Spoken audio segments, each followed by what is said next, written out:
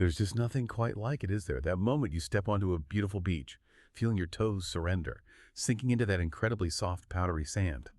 It's one of life's truly simple pleasures, a sensation that instantly relaxes you. But have you ever stopped, really stopped to wonder why that particular sand feels so uniquely soft and inviting? Why it's so different from, say, the rough grit in a construction pile, or even the sand in a desert? Well, today we're embarking on a deep dive into that very question. We're going to pull back the curtain on the complex science behind this natural wonder, exploring the geological processes, the surprising mineral compositions, and the relentless wave action that all work together to create beach sand's perfectly fine, rounded grains. Get ready for some truly fascinating insights and definitely an aha moment or two. It'll change how you look at the ground beneath your feet. But before we dig deeper, if you're loving these deep dives and want to keep expanding your mind with fascinating insights like this, you absolutely need to visit Mind Expansion Daily. It's your ultimate resource for incredible information. And while you're there, please take a moment to like and subscribe. It truly helps us bring you more of these journeys into knowledge. Seriously, every click helps. And if you find value in what we're sharing today, maybe consider buying us a coffee. The link is right there in the description, and every bit of support helps keep these deep dives going. Now, as we go through today's deep dive, we'd love to hear from you. Tell us, do you agree or disagree with our summary of what makes beach sand so soft? We challenge you to leave a comment with your thoughts below. And speaking of reaching out, we're trying to expand our global community of curious learners. So could you let us know where you're listening from in the comments? We'd love to see how far these conversations travel. Okay, let's unpack this fascinating topic. It's easy to just think sand is sand, right? We often lump it all into one simple category. But as we dig in, we'll see that nothing could be further from the truth. The texture, the feel, even the sound of sand can vary wildly depending on its origin and, well, the powerful forces that have shaped it. What are some of the most striking differences we encounter when we look at sand from various environments? That's a great point, and the differences are remarkably distinct, even just by feel. Take desert sand, for example. It's typically quite angular and coarse. Individual grains averaging about, let's see, a quarter to half a millimeter in size. It feels gritty, even sharp sometimes. And that's largely because it's been shaped primarily by wind erosion. Wind tends to blast particles against each other, but it doesn't have the same kind of smoothing, rounding effect that water does. Ah, okay, so water is the key smoother. Well, it's a major factor, yes. River sand, in contrast, is often a bit finer than desert sand, and it's definitely more smoothed by the constant flow of water, but it's still usually less uniform in texture compared to what you'd find right at the coast. Now, beach sand, that's really in a league of its own. It's uniquely fine and soft. Individual grains typically ranging from about 0.0625 to zero point 0.2 millimeters. It's pretty small. This distinct softness isn't an accident. It's a direct result of the relentless pounding of waves and tides. These are processes that work over thousands, even millions of years to meticulously refine each grain. Research consistently highlights this. Marine processes are so effective. Studies show beach sand is significantly finer globally than desert sand, often by as much as 80% finer. 80%. Wow, that's a massive difference. It really puts the ocean's power into perspective. It really does. It's all down to the ocean's constant sculpting power. And we can really see this diversity in places around the world, can't we? Like specific examples. Absolutely. Think about Siargao in the Philippines. The sand there has this incredible, almost powdery softness. It's often derived from coral fragments, actually. It's a texture people rave about. There was a recent post about it on X, got like 10,000 likes. Coral-derived. Yeah. Now, contrast that with Hawaii's volcanic beaches. They frequently feature much coarser, darker basalt sand. The feel is completely different because the source material, volcanic rock versus coral, and the environment shaping them are so fundamentally distinct. Right, it dictates the final tactile experience. Exactly. So if these relentless forces are at play, what exactly are these sands made of? How do those core ingredients contribute to their unique feel? That's where the very building blocks dictate the feel. What truly stands out is that softness really starts with the sand's composition. For instance, construction sand might have jagged bits of clay or limestone, which definitely don't feel great underfoot. No kidding. Yeah. I can attest to that. Yeah. So what are these tiny beach grains primarily composed of? I know quartz is a huge component, making up the vast majority. Can you tell us more about why quartz, despite being so hard, is so crucial for soft sand, and what other minerals chip in? You're absolutely right. Quartz is key. Globally, beach sand is predominantly made up of quartz, that's silicon dioxide, SiAir, and another common mineral called feldspar, Quartz is incredibly durable. It scores a 7 on the Mohs scale of hardness. Wow, 7. That's pretty tough. It is. It's hard enough to scratch steel. But despite this hardness, or perhaps because of it, quartz erodes into these wonderfully smooth, rounded grains. It resists breaking down into sharp fragments. Then you have feldspar, making up maybe 10 to 20% of beach sand. It adds finer particles that sort of enhance that feeling of softness.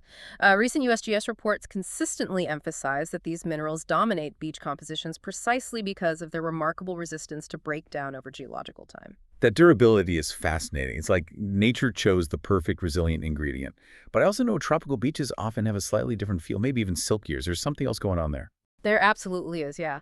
In tropical regions, beaches often have an extra ingredient that boosts their softness even further, and that's coral and shell fragments. In places like Boracay in the Philippines, for example, these organic contributions can make up a significant portion, sometimes 15–30% of the sand's volume, or even up to 70% in certain spots. 70% from coral. Yeah, creating an exceptionally fine, powdery texture. Boracay's white beach is world-renowned for its softness, and it owes a huge part of that to this coral-derived calcium carbonate.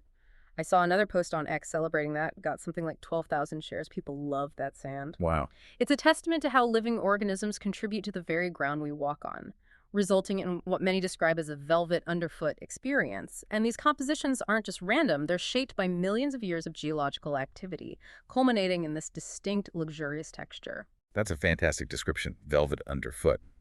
But how does nature actually create that velvet?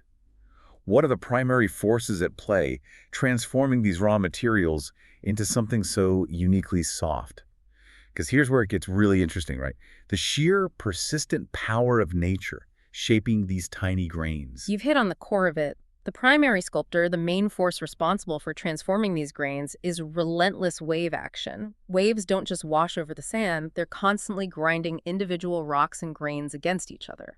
Imagine countless tiny pebbles tumbling and rubbing together in a giant, unending washing machine, day after day, year after year.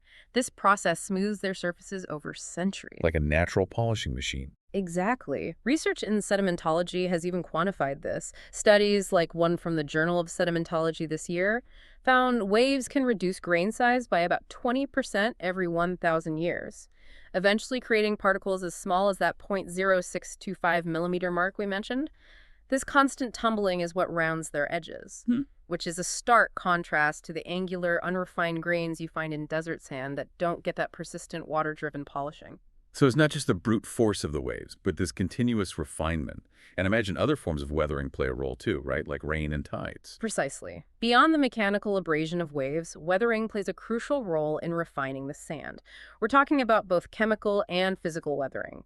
Chemical weathering, for instance, is when rainwater, which is naturally slightly acidic, gradually dissolves certain minerals. It subtly softens the grain surfaces over long periods. Then you have physical weathering. The constant ebb and flow of tides, for example, can break down larger particles into even finer sizes through repeated stress and fracturing. That makes perfect sense. So we have these massive forces at play, subtly changing things constantly. Are there real-world examples that show how these processes result in different beach characteristics? Absolutely. Think about high-energy beaches like Australia's Gold Coast. The powerful waves there move an astonishing amount of sand, like 500,000 cubic meters annually. This constant churning and sorting ensures a very uniform, fine-grained surface. 500,000 cubic meters. Yeah, it's incredible. Then on the flip side, you have low-energy beaches, many of which you find in the Philippines. They tend to retain finer sediment because the calmer conditions allow these tiny particles to settle out of the water. A coastal survey there, I think from 2023, showed that often 80% of grains are under 0.1 millimeters. Really fine stuff. So these processes, amplified by the regular tidal cycles, are what ultimately create that yielding, pleasant texture we all love underfoot. That really helps visualize the sheer scale and persistence of these natural sculptors. So if we connect this to the bigger picture, the secret to beach sand's softness truly lies in its physical form, doesn't it? Specifically its grain size and shape. These are the characteristics that directly translate to that feeling. Indeed. It's all about the specifics. The average grain size, especially on those tropical beaches, is incredibly fine, usually around 0.1 to 0.2 millimeters, like you said about the thickness of a human hair. This creates that smooth, powdery sensation, which is drastically different from coarser sandbox sand, where grains can be 0.5 to 2 millimeters, much larger, much rougher. And then there's the shape, which I imagine is just as important as the size. You mentioned rounded. Absolutely crucial. These grains are wonderfully rounded, a direct result of all that wave abrasion we discussed. They simply don't have those sharp, angular edges you find in less processed sands. This drastically reduces friction between the grains and makes the sand feel so much softer against your skin. Geomorphology studies provide a fantastic explanation for this. A 2024 study explained that smaller, rounded grains increase the overall surface area. This allows them to interlock loosely, forming a kind of cushioned surface that literally yields and molds under your foot. Like millions of tiny ball bearings almost. That's a good analogy. Imagine millions of tiny, perfectly smooth marbles shifting beneath your feet. That's essentially what you're experiencing on Palawan's Nakpan Beach. An analysis there found an impressive 85% of grains to be highly spherical, directly contributing to its famous velvety texture. It's incredible to think that something so small, so microscopic, can have such a profound impact on how we feel the world beneath our feet. It's not just a texture, it's an experience. And despite all that constant shaping and moving, this soft sand is also remarkably durable, isn't it? It withstands so much constant waves, thousands of footsteps, yet it retains its inviting feel. That's pretty remarkable. It really is. What's truly remarkable is its resilience. A major factor is the inherent hardness of that quartz we talked about. Even with relentless erosion, the grains endure.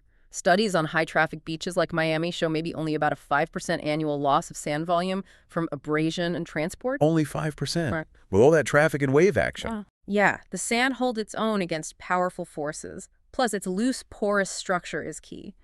About 40% of beach sand by volume is actually air trapped between the grains.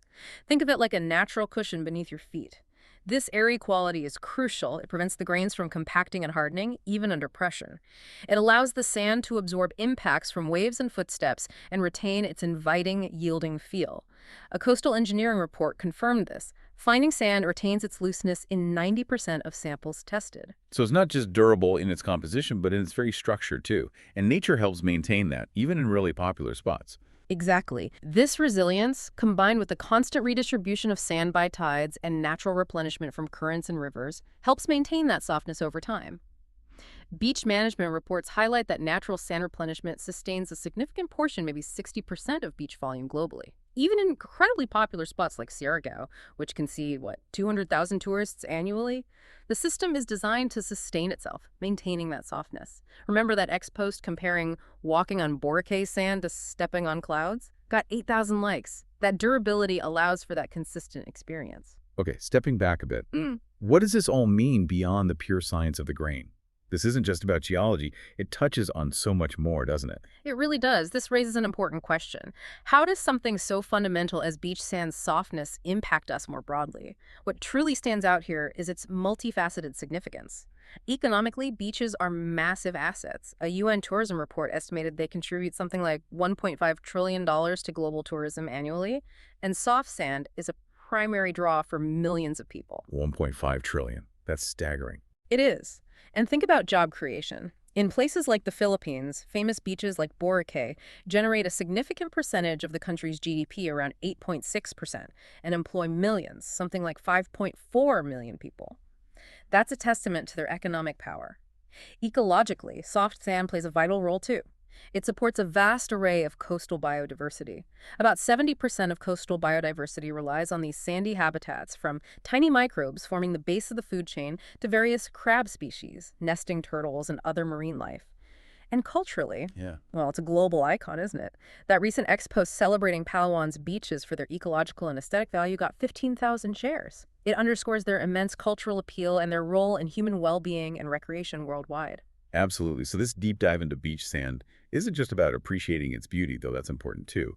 It holds powerful lessons for our future, especially when we think about how we interact with our planet and its delicate ecosystems. Absolutely. Beyond the granular detail, understanding the science of sand has direct, practical applications for sustainability. For instance, a deep understanding of erosion patterns, how sand moves, how it's formed, can guide more effective beach restoration efforts. This knowledge can potentially save millions, maybe $500 million annually, across half the world's coastal nations, according to UN estimates, by making conservation efforts more targeted and efficient. Saving money and saving beaches, that's a win-win. Exactly. And beyond that, applying the principles of sand's unique interlocking structure could inspire incredible innovations in engineering. Imagine more eco-friendly pavements, for example, that are both durable and permeable, inspired by beach sand. That's fascinating. And I imagine it also underscores the urgency of preservation. It definitely does. This knowledge really raises an important point about preservation. Globally, beaches are under serious threat. We're seeing erosion rates around 30% in many areas driven by climate change and human activity. Preserving these dynamic ecosystems protects not only our vital tourism industries, but also that crucial coastal biodiversity we mentioned. And looking at community action, models like the Philippines' community-led beach cleanups could truly inspire coastal residents worldwide. Maybe 1 billion people live near coast to take more active roles in protecting their local beaches. It shows how local understanding can lead to global impact. So, bringing this all together, our deep dive has definitely shown that beach sand's undeniable softness isn't just some happy accident. Not at all. It's a geological masterpiece, really, painstakingly crafted by durable quartz and other resilient minerals, subjected to continuous wave-driven erosion that smooths and rounds each grain, resulting in that fine, consistent grain size we discussed. Remember, we're talking about the vast majority of grains, maybe 80%, being incredibly small, often under 0.2 millimeters. That's what creates that wonderfully cushioned yet durable surface that draws hundreds of thousands to places like Borisai year after year. It's truly a blend of hard science and undeniable beauty. Whether you're picturing Palawan's soft coral sands or Siargał's silky shores, it's clear there's so much more to that incredibly soft feeling beneath your feet than meets the eye. It's a reminder of the subtle, powerful artistry of nature, constantly at work. And as you think about this incredibly dynamic system, ponder this final thought. While we perceive beach sand as a stable, unchanging surface to walk on, maybe even take it for granted, it's actually an ever-changing landscape. It's constantly being reshaped, transported, and renewed by colossal natural forces day in and day out. This constant, subtle transformation happens beneath our very feet, often completely unnoticed. How might this hidden dynamism of something so seemingly inert challenge our perceptions of stability and change in other aspects of our world? Something to think about next time you're at the beach.